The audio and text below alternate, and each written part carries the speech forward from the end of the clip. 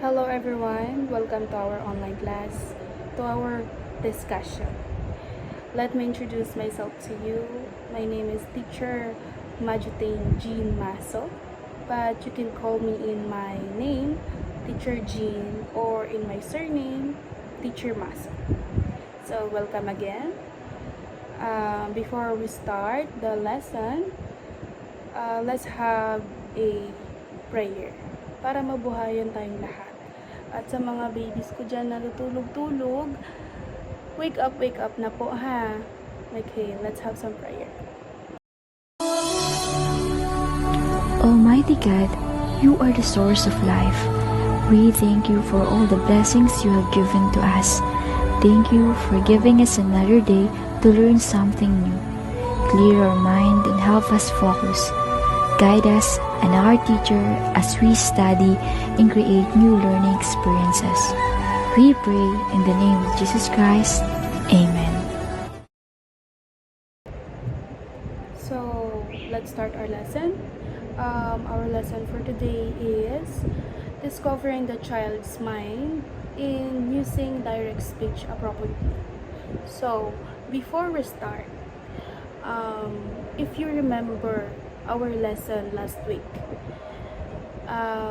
can anyone tell me the lesson or the title of the lesson that we tackled last week? Raise your hands so I can call your name. Okay, anyone? Jenny Fernandez. Okay, Fernandez, let's hear your answer. Perfect, very good. So we have two subjects last week that we tackled, and it's what you call the two topic that we tackled last week. Like Jenny Fernandez answer is the concept of reading comprehension and strategies for improving reading comprehension skills. So, as you can remember, what was the main definition of that two? If you remember, can anyone answer me? Okay. Dave, Anahaw. Okay. Yeah. Second one. Okay, very good. Nice one. So, like what Dave Anahaw answered, it is correct. So, now I'm presenting in my back or in my screen, the two meaning of the two topic that we tackled last week. So it's also the first one. It's also involves the understanding, interpreting, and analyzing a text into the extra meaning from it. And for the second one that they answer last or kanina lang, it's also the active reading or summarizing and making connection between ideas. Yes. So, nasagot ko naman na lahat ng mga question ko regarding sa lesson natin last week. So, siguro na ready naman kayo para mag-start sa lesson natin ngayon. So, ang lesson natin ngayon is about use direct speech appropriately. In your own definition or may own understanding, ano nga ba ang use direct speech appropriately? Anyone could answer? Yes? Benito? Okay. Very good. So, ano nga ba talaga ang pinaka-main meaning ng use direct speech appropriately? Or ano ang itutulong nito sa atin? So, let's move on. So here's the main definition of direct speech appropriately. Direct speech appropriately is also known as a code speech, is when the exact words spoken by the person are written within quotation mark. It also adds authenticity, liveliness to the text, allowing the readers to hear the voice of the characters or individuals being quoted when using the expert and reading comprehension. Kumbaga parang ito yung nagpapakita ng mga buhay, or pag binasa mo yung isang sulat or sulat mo, ito yung magiging daan para ma-express mo at ng mga tao na nagbabasa at nababasa mo na sa isang kwento. So now, we have the important parts when you were using direct speech. Okay. First one is the identify the direct speech. It is also train yourself to recognize when direct speech is being used in a text. Look for quotation mark as they often indicate that someone is speaking directly. Kumbaga, hahanapin mo yung mga quotation marks para malaman mo kung dinadirect ba ng taong nakasulat doon or sumulat nun para sa'yo or para sa inyo, kumbaga. Yes. So, second one is we have here the second one. It's also understanding punctuation. Pay attention to punctuation rules when you were using direct speech. Commas, period, question mark, and also exclamation mark. For place inside quotation mark, while other punctuation marks depend on the context. Kumbaga, sa mga text na nababasa mo, mag-pay attention ka, or sa text na susulatin mo, ang kailangan mo is i-direct kung saan nga ba to ilalagay, or tama ba yung pinaglalagyan mo. Kasi andun mo din mapapansin kung tama ba. Kasi pag binasa mo siya, minsan parang may mali or hindi tugma, parang dire-diretso. Kailangan ba ng kama para mag-stop muna kasi kailangan mo din huminga. Diba? Ayun. So, pangatlo naman is meron tayong attribute speech. It also clearly indicate who is speaking by using dialogue tags like he said or she said, or its action beats this describing the character action when speaking. Kumbaga, nandoon sa sinulat mo or sa binabasa mo kung sino yung gumaganap. Kung she said and he said. For example, Myra said, Tiago said, brother. Diba? It's also the character actions speaking, diba? Yung mga ginagawa nila. For example, she said, go to the park. Or he said, I'm in the park. Diba? Yung mga action nila or yung action nila sa salita. Next one is the main consistency. It's also the ensure that the text tone style of the direct speech which is with the overall narrative and character personality.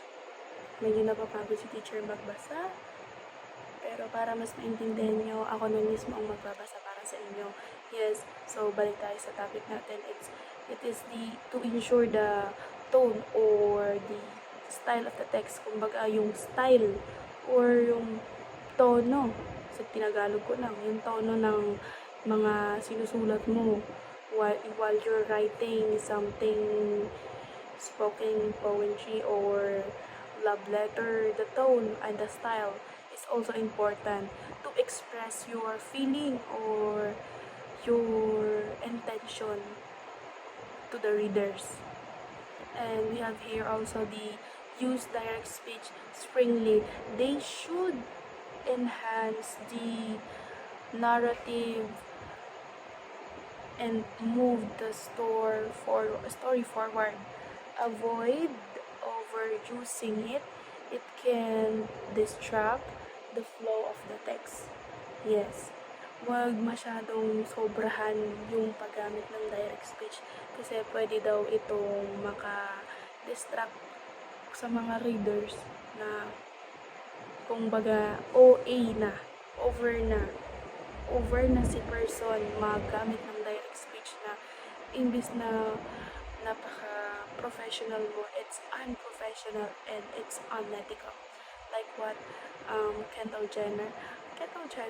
So, kumbaga, hindi na tugma sa sinusulat mo yung direct speech na ginagamit mo. Malilito na yung tao. Mismo ikaw, malilito na din. Okay. We have here the last one, the analyzing the intent or the analyzing intent. It also the behind character speech involves understanding their motivation, emotions, and the context, which is in the dialogue. Speaking, here are example. I will give you some example. So, my intents or Jane intents. Jane feel hurt and possible betray. Diba? Napapakita dun yung emotion niya, yung nararamdaman niya, or yung na-consider doon yung pagiging particular passage ng tao or na-reveal niya yung character traits na meron siya because Jane is possibly hurt and betrayed. Diba? Yung emotion nandoon sa text. Malalaman mo, may imagine mo na na-hurt siya kasi andun yung na-analyze mo. So now, I provided some example that connected to the important parts of when we were using direct speech appropriately. So we have 2 example. 2 lang ang nabigay ni teacher pero for sure naman maiintindihan nyo kung saan natin nagamit yung mga important parts sa text na nalagay dito ni teacher. Okay. For example, the number 1 is, I can't believe you did that, shouted Sarah. Her face turned red with the anger. You promise you won't tell anyone.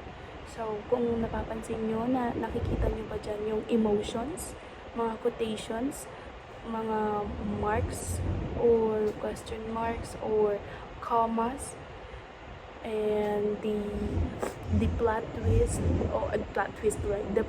or yung mga intent text, punctuation, yung quotation, yung overness, yung overall, yung OA-ness.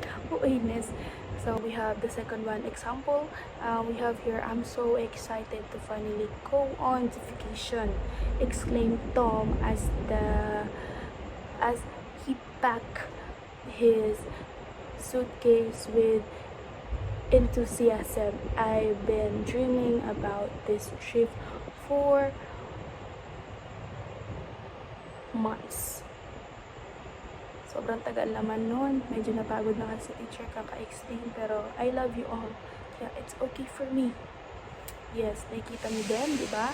We have the foundation, quotation mark, and also the analyzing intent, yung expression niya, emotion niya, napakita doon. Then, excited siya, di ba?